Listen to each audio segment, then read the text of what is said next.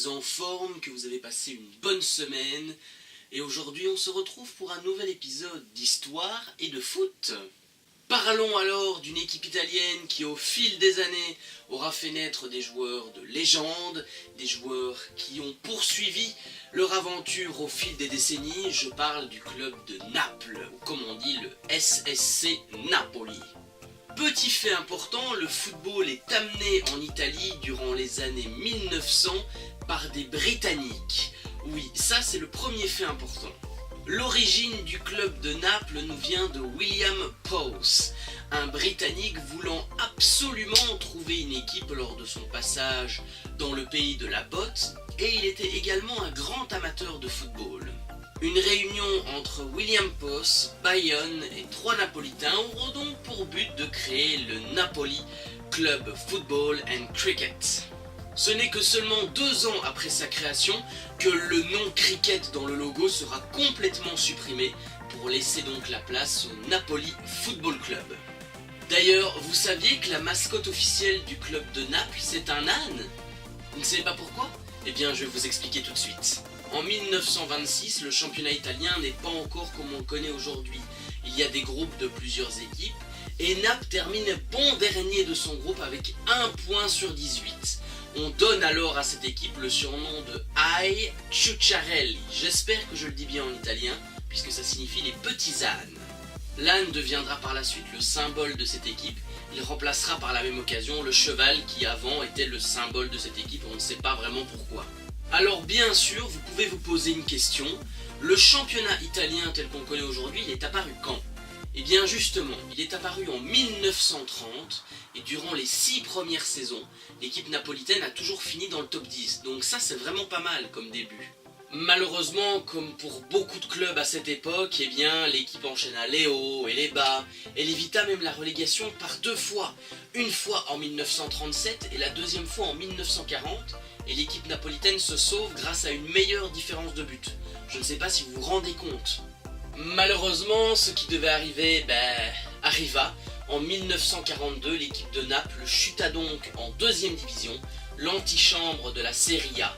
Et oui, malheureusement, parfois même les meilleurs doivent descendre pour peut-être mieux revenir. Bon, je vais vous épargner les détails de la Seconde Guerre parce que franchement, cette vidéo va durer 20 minutes.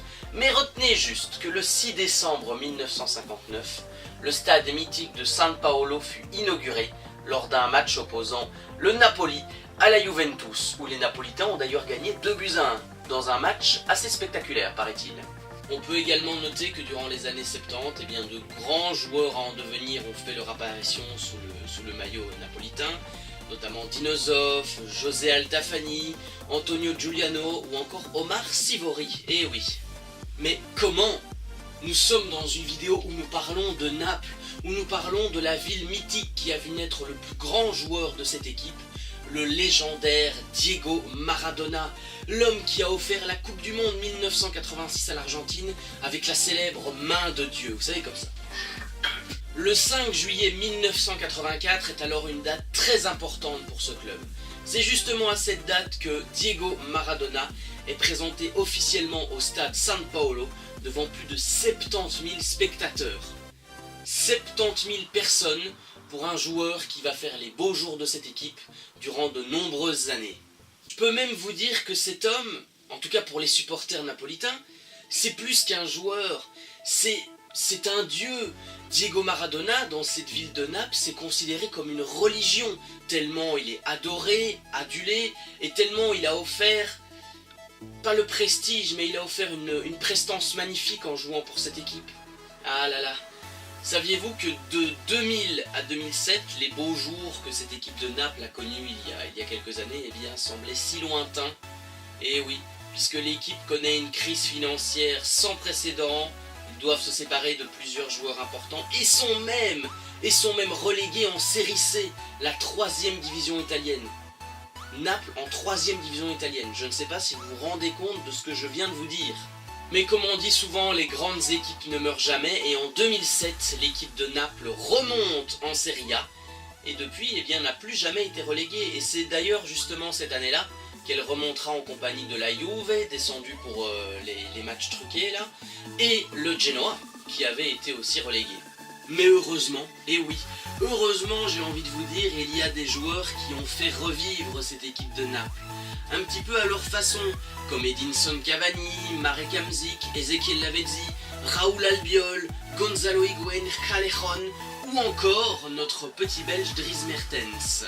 Et grâce à son entraîneur Walter Mazzarri, l'équipe de Naples jouera la Ligue des Champions après 21 ans d'absence. Donc ce coach a quand même fait revivre un petit peu cette équipe, l'a fait monter, pas sur les sommets, mais l'a fait connaître sur l'Europe. Et un slogan des supporters que j'aime beaucoup, c'est de la C à la Champions League. Comme pour dire, on n'oublie pas d'où on vient et on sait qu'on peut faire mieux. Donc ça c'est beau. De nos jours, vous le savez bien, enfin pour ceux qui suivent le foot, Naples joue souvent la Ligue des Champions, très souvent. Elle fait parfois des parcours un petit peu surprenants, que ce soit en Ligue des Champions, en Ligue Europa, et toujours dans le trio tête, ça c'est important, elle est toujours dans les 3 premiers. Un trio de tête toujours mené par la Juventus qui a gagné le Scudetto, le titre de champion d'Italie. Eh bien cette année ça va faire 6 fois d'affilée quand même. Franchement, cette équipe elle est énorme. Je vais vous mettre en grand écran sur votre petit téléphone ou sur votre PC un petit photomontage à la fois du petit, du maigre palmarès de cette équipe de Naples, mais qui vaut quand même le coup d'œil, mais aussi un petit photomontage des différents logos. Puisque ça c'est important, cette équipe a changé beaucoup de fois de logo depuis qu'elle a entamé sa carrière professionnelle. Donc voilà, j'espère que ce petit montage vous en dit un petit peu sur cette équipe. Enfin, sur ce que j'ai déjà dit, mais encore plus. Voilà. Pouah, c'est la fin. C'est la fin de cette vidéo. Sur cette longue histoire du club de Napoli. J'espère avoir été clair, avoir été précis. Et encore une fois, j'ai quand même loupé quelques passages importants de l'histoire de ce club. Mais il me faudrait 30 minutes de vidéo pour tout faire et c'est pas possible. N'hésite pas à proposer dans les commentaires tes idées de club de foot. Si tu as vraiment envie que je parle, je sais pas moi, du Lech Poznan ou du Viktoria Pilsen. Tu vois des petites équipes qu'on ne parle jamais. Donc dites-le moi dans les commentaires. Laisse un petit pouce bleu si tu as aimé la vidéo, abonne-toi, partage cette chaîne s'il te plaît pour qu'elle tourne un petit peu et pour qu'elle gagne en abonnés parce que je fais quand même un petit travail important là pour cette chaîne, donc n'hésite pas, allez, moi je te dis à la prochaine, porte-toi bien, passe un bon week-end, une bonne semaine, et on se retrouve dans 2 week-ends pour le 4e épisode d'Histoire et Foot où on parlera d'un club anglais. Allez, à la prochaine, bye bye les amis, salut!